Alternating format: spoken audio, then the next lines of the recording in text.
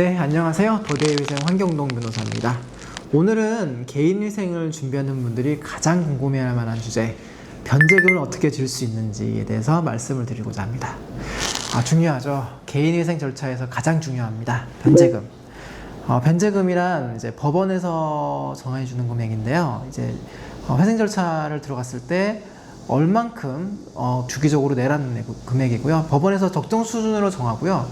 채무 부담 없이 끝까지 변제를 이어가야 됩니다. 자, 그렇다면 변제금은 어떤 식으로 결정되는지 말씀드리겠습니다. 단순히 법원이 일방적으로 정하는 것은 아닙니다. 채무자의 소득, 재산, 채무 총액, 그리고 부양가족 수 등을 고려하게 되죠.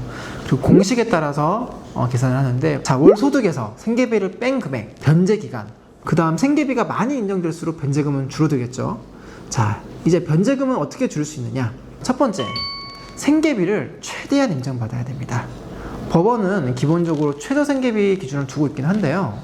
실제 생활비 지출 내역을 충실하게 준비해서 제출하면 또 인정받을 수 있겠죠.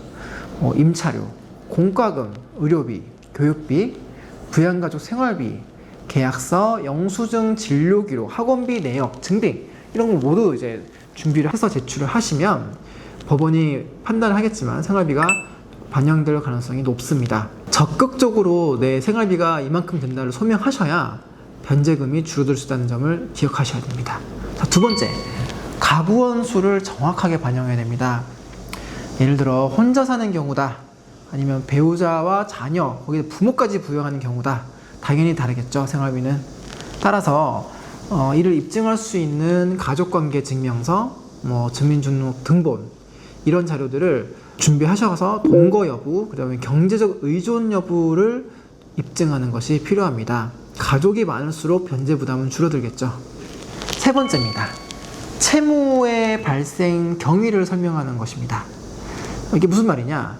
법원은 단순히 빚이 많다고 변제금을 조금만 하는 게 아니고요.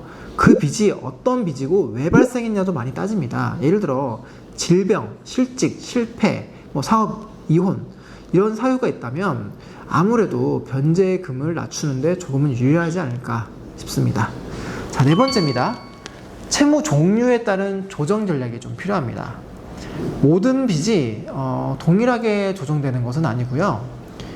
예를 들어 신용대출이나 카드론 같은 무담보 채무는 조정 가능성이 있긴 한데 세금, 양육비, 그다음에 벌금 이런 것들은 감경이 어렵습니다. 내가 갖고 있는 채무의 성질, 이 구조가 무엇인지를 정확히 분석하는 절차가 필요하다고 보시면 됩니다. 다섯 번째, 변제 기간을 조금 조정해보는 방법입니다. 회생은 최소 3년에서 5년까지 진행을 할 수가 있는데요. 기간을 만약에 5년 정도로 늘린다 라고 하면 월 변제금은 조금 줄어들겠지만 총 변제액은 오히려 늘어날 수도 있죠. 즉 매달 얼마를 내가 낼 수 있냐도 중요하고요. 그 매달 내는 게 언제까지 내가 낼 수 있느냐도 따져보시는 게 중요합니다. 이런 식으로 변제금을 주는 케이스들도 있습니다. 예를 들어보죠. 저희 40대 직장인 A씨가 있었는데요. 초기 변제금이 월 150만 원이었습니다. 그런데 이 부모님을 부양가족으로 추가했고요. 이제 같이 살고 경제적으로 의존하고 있다고 인정을 받아서 변제금이 150만 원에서 90만 원으로 줄어들었습니다. 또 다른 사례요. 30대 자영업자 B씨가 있었는데요. 이분은 처음에 120만 원을 변제금을 내셨어요. 그런데 변제 기간은 3년에서 5년으로 늘렸어요. 그래서 변제금이 120에서 72만 원으로 줄어들었습니다. 근데 만약에 변제금이 너무 많은 것 같아 라고 한다면 어떻게 해야 될까요? 단순히 법원에 줄여주세요 라고 하면 될까요? 그렇진 않습니다. 우선 법원에 변제계획 변경 신청서를 내셔야 되고요. 또 소득이 줄어들었다, 또는 예상보다 좀 변제가 어려운 상황이 생겼다, 수입이 줄어들었다, 생활비가 너무 많이 들었다 라는 식으로 법원을 설득하는 절차가 필요합니다. 그런데 만약에 법원이 잘 안 받아줄 것 같고 나는 정말 돈이 없다 라고 하면 개인 회생을 포기하시고 개인 파산도 고려를 하셔야 될 것 같습니다. 중요한 건 처음부터 전략적으로 판단하시고 중간에 변수가 생기면 이것을 적절하게 법적으로 컨트롤하는 것이 중요합니다. 개인회생 변제금은 단순한 계산이 아닙니다. 전문가의 도움이 필요한 영역이니까 함께 전략을 맞추시는 걸 추천드립니다.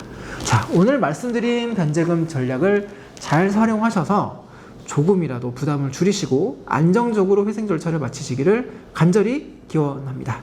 감사합니다.